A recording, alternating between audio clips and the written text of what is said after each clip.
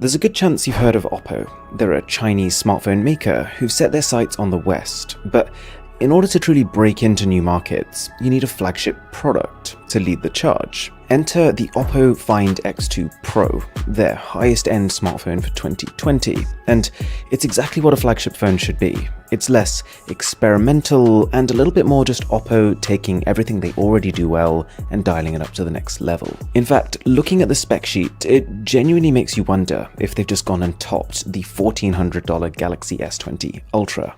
First off though, let's unbox it. And I gotta say, this is smartphone packaging done right. It's got a kind of fractured gemstone aesthetic. You really feel like you've sunk down some hard cash for this phone, which is about right really. The Find X2 Pro retails for around 1,200 euros. Nonetheless, I've seen a lot of phone retail boxes. This is top 5, and there's quite a lot of fun stuff inside. Taking the lid off, that textured finish continues underneath. There's your typical insert, which has instruction manuals and a SIM ejector tool, plus a clear and also lightly textured TPU case, although you're really not going to want to use it because of how nice the finish on the back of the phone is. It gets better. Underneath that, and of course the smartphone, this beefy unit you're looking at is a 65-watt charging brick. And following that, there's a separate box containing some actually nice-looking wired earphones, and inside the box a USB-C charging cable. So, one thing becomes very clear when you take the plastic peel off. The phone is textured, at least it is on the ceramic version of the phone. If you watched my Dear Smartphone Makers video not too long ago, you'll know that I specifically said that this is the kind of finish we need. Glass because it feels nice, but textured because it adds grip and reduces the fingerprint problem. I'm just going to pretend that Oppo answered my prayers. I would say this, while the texture looks like it's really coarse, it's actually not. It's very slightly ridged. I would have almost gone a little bit more, but it's still enough to make a difference. Fingerprints are still visible because it's a black phone, but they're less than they would be without a texture. And the phone also avoids any kind of that sticky clamminess that you can get with plain flat glass. It also looks kind of wacky, almost in the right lighting like it's a liquid surface of sorts. I think they could have done something crazy if they'd combined this with a gradient finish, but hey, it's nice. Also, it does have IP68 water and dust resistance, and it doesn't have a headphone jack. Just on a bit of a side note, if you are enjoying this video, a sub to the channel would be incredible. Now, bearing in mind that my point of reference here is this ludicrously expensive Samsung phone, I'm surprised I'm saying this, but the display is comparable. Both have a Quad HD Plus resolution, which has kind of become a standard now, but the new race is to do with refresh rates, and here Oppo has a leg up. See, the Galaxy S20 Ultra's display is absolutely balls to the walls fantastic, but it does have one catch. If you want to use its super fluid 120Hz display mode, you've got to turn the resolution down. At least for now, it might be fixed in an update. Oppo has no such limitation, 120Hz and Quad HD Plus in simultaneity. It's stunning, but I should caveat this by saying that I personally wouldn't use both the max resolution and the max refresh rate, leaning more towards saving my precious battery. There is another cool thing though. Oppo has developed a technology that can add frames into the videos you watch to make them appear smoother. I was trying it on a Quad HD HDR video on YouTube, and my god, all of this put together is just phenomenal to look at. As expected, it's rated as an A+ display by DisplayMate, which is considered the current authority on screen tech, and it's also all paired with stereo Dolby Atmos speakers.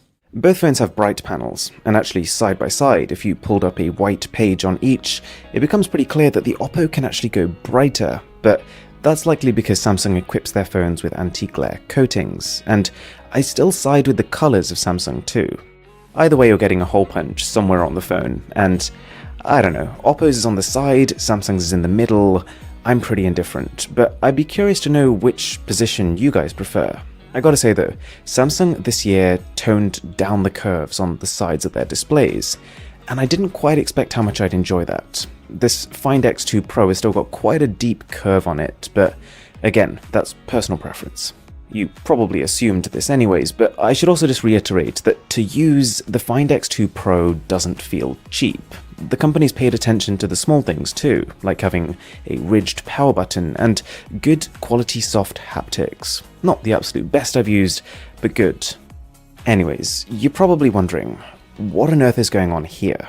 Well, I spent a bit of time with the Find X2 Pro's camera system, and my current conclusion is that it's an improvement where it matters. See, I'm someone who likes seeing good specs on a phone, don't get me wrong, but with cameras in particular, it's really hard to get a good gauge on how the specs actually translate to the image quality. So, on paper, it kind of seems like Samsung is going to rinse the Oppo and hang it out to dry, but that's actually not the case. Both are using new generation sensors for their main cameras. Samsung's is 108 megapixel, Oppo's is 48, but they're both going to end up with a 12 megapixel output. Both phones also have ultra-wide cameras and zoom cameras, but I'll come to this.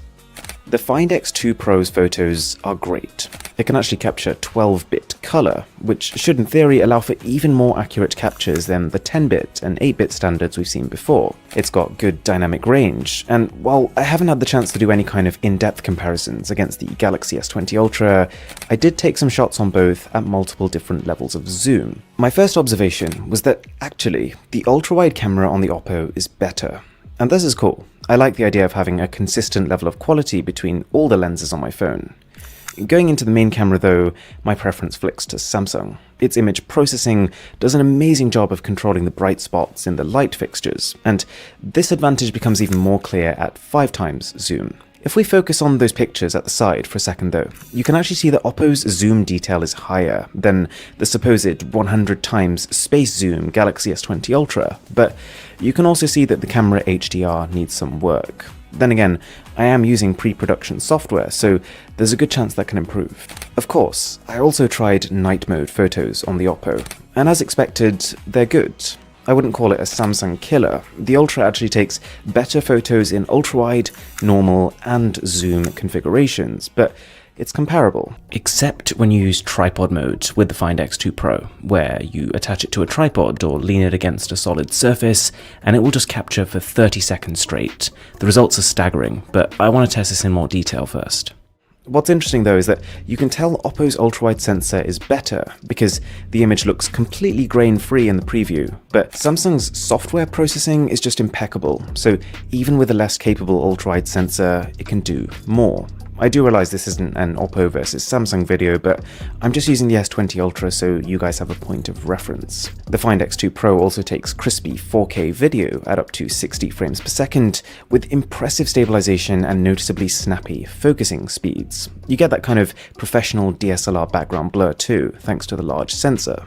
Anyways, the other thing that Oppo has traditionally done well is charging, and yeah, they weren't messing around here. The Find X2 has 2 separate stacked battery cells, which allow it to charge completely in 38 minutes from empty.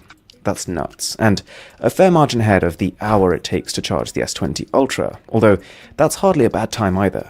I say that, but I'm personally definitely in the camp of people that prefers battery life over charging speed. I normally keep my phone charging overnight, and then I expect to be able to use it for a full heavy day without worrying about always hovering around the main socket. So charging speed is cool if you wake up in the morning and you've forgotten to charge overnight, but more often than not, it doesn't really affect me. So I would actually side with the S20 in this battery category, with its beefy 5000 mAh cell, compared to Oppo's 4260 mAh one. That's only just what I'd call acceptable for a phone with such a battery-consuming display. It's also worth just mentioning the software, because Oppo has had a shiny new coat of paint with ColorOS 7.1. I wasn't always a fan of ColorOS. A few years ago I would have said it's tolerable but far from ideal, but nowadays it does feel like Oppo is listening. Customization is at the center here. Tons of interesting live wallpapers and granular control over the way your icons look. Not to mention, it's got a fantastic dark mode that literally coats everything. You turn on this mode and all of your main applications now have a fresh coat of paint, and one that saves battery. The phone has new animations, like when you uninstall an app, it Thanos snaps out of existence, and you notice it in things like the weather app. I can see why people don't like the way ColorOS looks, but it's becoming tough to argue that it isn't polished. Now, I'm not a huge gamer on my phone. Every now and again a game comes along that I'll play, but even then the chipset is really important to me. I'd say it's my third priority after battery life and camera, because you've got to remember, the chipset also impacts these things, as well as gaming frame rates and just how generally responsive your phone's going to feel.